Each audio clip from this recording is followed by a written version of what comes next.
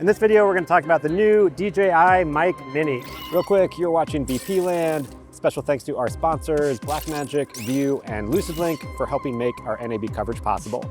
And now, back to the video. This is DJI Mic Mini.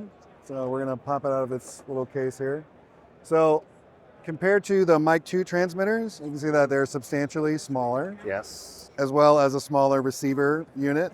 Okay. Right, so this is really like kind of optimizing at a certain price point all the quality that you've come to expect from Mic 2, but in a much smaller form factor. So that's really where Mic Mini comes in. Total price for this combination, which is the 2 transmitter, 1 receiver, $169. You can do 1 transmitter, 1 receiver at $89, and then these can also be used directly with a smartphone.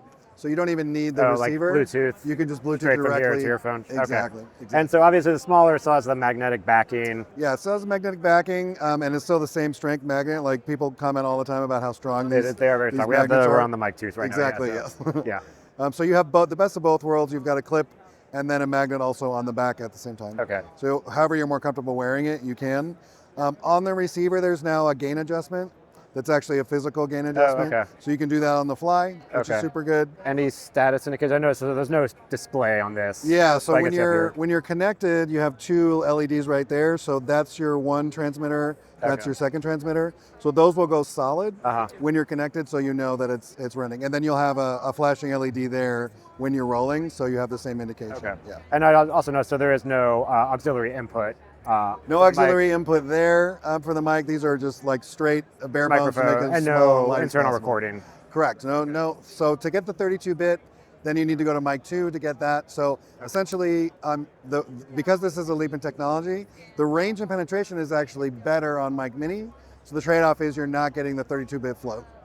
Okay, right. But you're saying the range, so like bigger range on these than in the Mic 2? On the Mic 2, exactly. Okay, cool. Yeah. Cool. And then outputs here, you could still... Exactly. So you can still use this with your camera setup through the 3.5 millimeter audio cable. You'll just plug that in the same way you did with Mic 2. Do you have the control over, if you're using 2 mics, to give it one on left channel, one on right channel, or is it going to mix it? You can. You can actually designate that. One of the neat things about Mini is this is actually smartphone, like you can connect it to MIMO through your smartphone, through Bluetooth.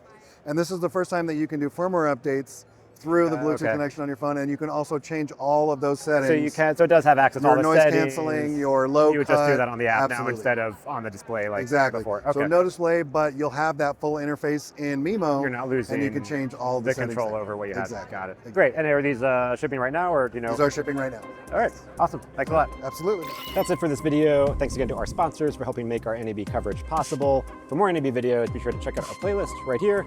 I'll catch you in the next episode.